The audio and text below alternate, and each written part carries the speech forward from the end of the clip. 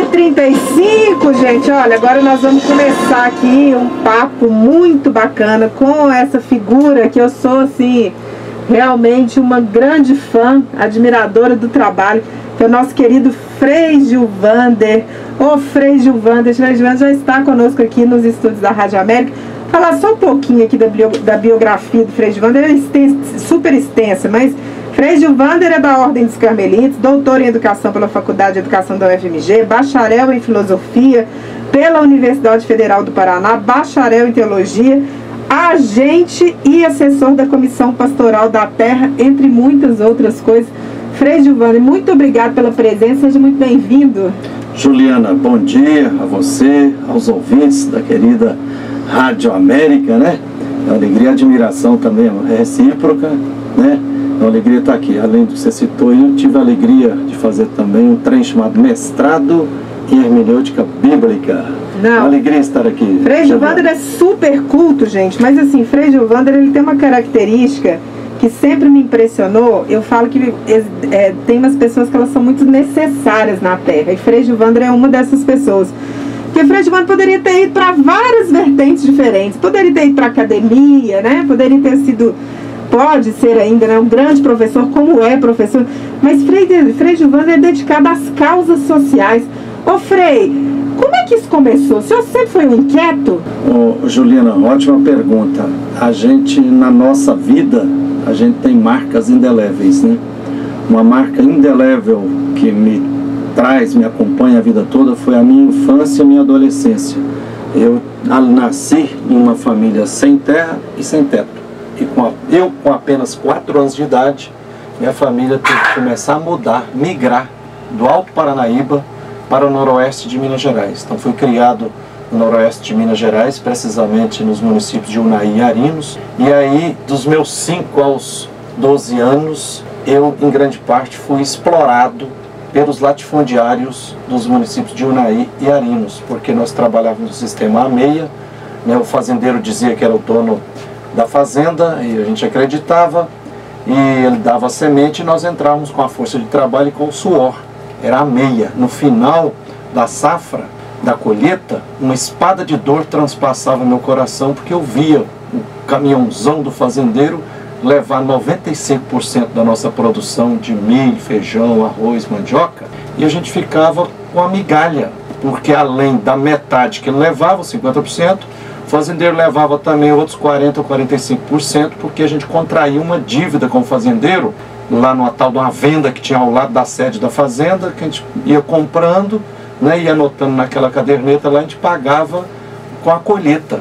E quando via o fazendeiro levar nossa produção, eu lembrava lá da Bíblia, do capítulo 65 de Isaías, quando fala um novo mundo, né, uma nova terra, onde quem planta colherá os frutos do seu trabalho, e quem constrói morará nas suas casas.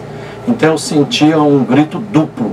Por um lado, sentia no meu coração um grito assim: isso não é justo, isso não é justo, isso não é justo. E sentia outro grito dizendo assim: Deus não quer isso, Deus não quer isso. Então, profundamente marcado por essa experiência, entrei para o seminário, me tornei frei padre da querida Ordem dos Freis Carmelitas, e hoje já estou quase com 30 anos como padre sacerdote, quase 40 como frei, dedicando a minha vida não simplesmente a celebrar os sacramentos, que celebro com maior alegria. Eu trabalhei 11 anos aqui na Igreja do Carmo, Nossa Senhora do Carmo, na zona sul de Belo Horizonte, ao lado do nosso querido Frei Cláudio Van Balen, para mim é uma alegria, mas eu acho que hoje ser frei, padre ou pastor, ser uma liderança religiosa, a gente não pode limitar a nossa atuação ao celebrar os sacramentos. A gente precisa estar ao lado das pessoas injustiçadas, e no meu caso estou dedicando a acompanhar a luta dos sem terra, dos sem casa, a luta dos povos indígenas, dos quilombolas, dos povos comunidades tradicionais, a luta dos atingidos, golpeados pelas mineradoras e tantas devastações, né? Eu sinto que o Deus da vida, Jesus Cristo e o Espírito Santo pedem isso de nós. Frei Gilvander é bom de prosa e ele é aquele tipo de pessoa que a gente fica 5 horas conversando com ele aqui, né? E o tempo voa, né? E o tempo voa. Mas a gente vai, como o Frei Gilvander falando sobre ele mesmo, né? Gostei bastante, ele já fez uma introdução aqui sobre as lutas que ele encampa. A gente vai para um rápido intervalo, eu volto no próximo bloco falando com o Frei Gilvander. Tribuna livre agora para esse bate-papo com o nosso querido Frei Gilvander. Ó, Frei Gilvander, a Ivana tá mandando um abração pro senhor aqui, tá falando assim, ó, eu amo o Frei Gilvander, tamo junto no grupo Tira o Pé da Minha Serra, abraço fraterno. Ô Frei, aí vou começar a retomar esse papo com o senhor aqui, com uma fala que tem do senhor na internet, falando assim, olha, direitos se conquistam com lutas coletivas e populares. É isso, Frei? Exatamente, Ivana, porque nós estamos numa sociedade capitalista, né? A sociedade capitalista ela é uma estrutura de reproduzir a desigualdade. Tem uma classe dominante em cima, uma pequena burguesia, eufemisticamente chamada de classe média, no meio, e embaixo está a classe trabalhadora, a classe camponesa. Então, a classe dominante adora ver a classe trabalhadora e a classe camponesa trabalhando igual escravo, ganhando um salário mínimo amigo, ficando desempregado, economia informal, ou então ajoelhado pedindo favores, esmola, cesta básica e tudo.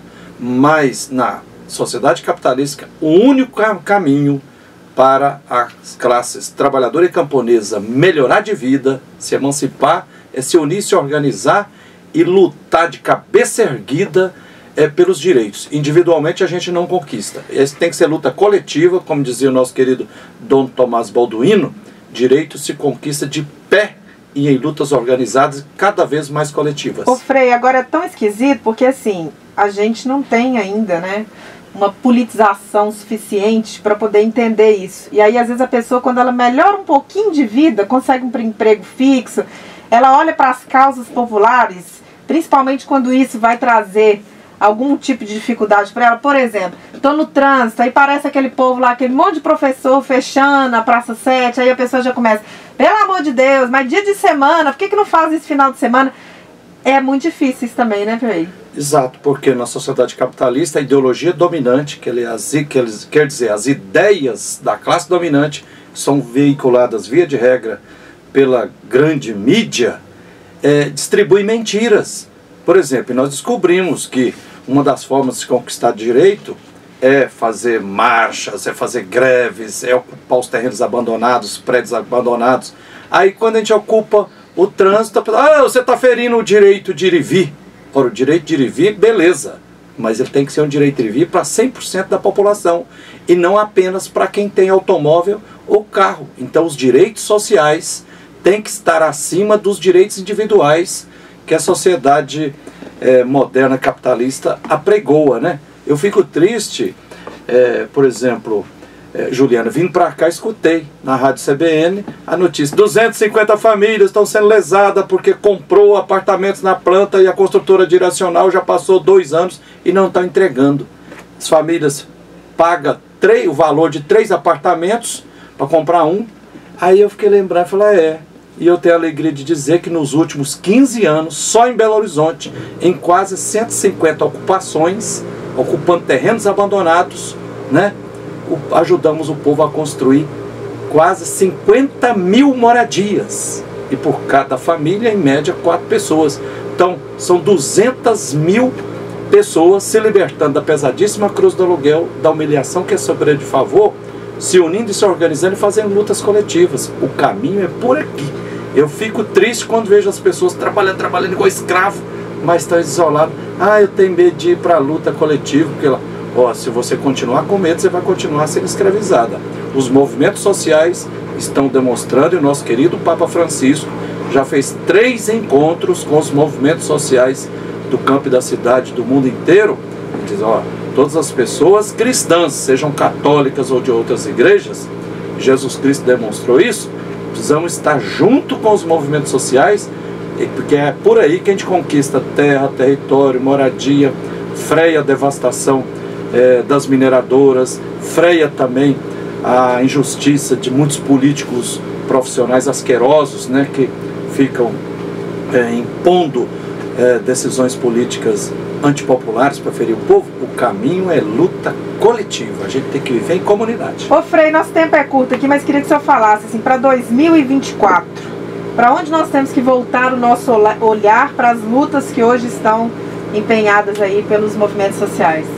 Juliana, nós temos que, toda a sociedade, as pessoas de boa vontade, quem está nos ouvindo aqui, né, seja de classe média e principalmente as classes trabalhadoras, classe camponesa, temos que nos juntar e estar com os movimentos sociais, fazendo lutas concretas em todos os cantos e recantos, lutas pelas necessidades elementares, né? Luta por terra, luta por moradia, luta por preservação ambiental, luta para se fazer reforma agrária, luta para que as comunidades quilombolas conquistem os seus territórios, né? Luta para que todos os povos e comunidades sejam respeitadas, luta para que se melhore para valer o sistema de saúde público no Brasil, luta para melhorar o sistema de educação. Todas essas lutas concretas, porque se a gente ficar de braços cruzados esperando que o prefeito ou o governador ou agora o presidente Lula, que é uma esperança, mas só o governo federal não vai conseguir, né? Então eu sinto que Jesus falava, né? A gente tem que olhar os sinais dos tempos, né? Tá mormaçando, vai chover, então, e os sinais dos tempos pedem que a gente tem que se juntar. E por isso que eu fico feliz quando as pessoas se tornam solidárias de tantas lutas concretas, né, por moradia, por terra, para superar o racismo, para superar a homofobia, para a gente criar uma sociedade realmente com justiça econômica, com sustentabilidade ambiental, com solidariedade social, com responsabilidade também para com as próximas gerações, né? Está aí as mudanças climáticas, os eventos extremos cada vez mais frequentes e letais. Aqui a região metropolitana de Belo Horizonte, eu sinto que a gente tem que frear, temos que declarar o mais rápido possível mineração zero, porque está avançando cada vez mais e ampliando o número de mineradoras, né? Por isso que a Vânia fala que nós estamos lutando, as mineradoras querem acabar de vez com a Serra do Curral, e quanto mais avança e multiplica as mineradoras, mais traz tragédias ambientais, né? Mais vai desertificando a região metropolitana aqui. Terminando, faço um alerta aqui, os crimes das mineradoras, Juliana, eles não só acontecem lá, ponto, são crimes continuados que vai se reproduzindo. Por exemplo, só no município de Brumadinho, nos últimos 4 anos, mais de 80 pessoas suicidaram. No Vale do Rio Doce, nos últimos 8 anos, após aquele crime brutal hediondo das mineradoras Vale, Samarco e BHP lá em Mariana, mais de 500 pessoas suicidaram. A população está adoecida. Então o caminho, gente, é a gente se unir, se organizar e junto com os movimentos sociais populares do campo e da cidade, fazer as lutas coletivas e concretas, porque aí a glória de Deus brilha. Gente, esse foi Frei Gilvander Luiz Moreira. Frei, muito obrigado pela sua presença aqui na Rádio América, gente. Olha, a Tribuna Livre vai ficando por aqui. Gostei muito do papo. Muito obrigado por quem participou. Direito vem, nosso direito vem. Se não tem nossos direitos, o Brasil para também. Confia em Cristo Rei, que nasceu lá em Belém e morreu crucificado porque nos queria bem. Confia em seu amor, vai reclamar Deus, doutor, mas nosso direito vem, nosso direito vem.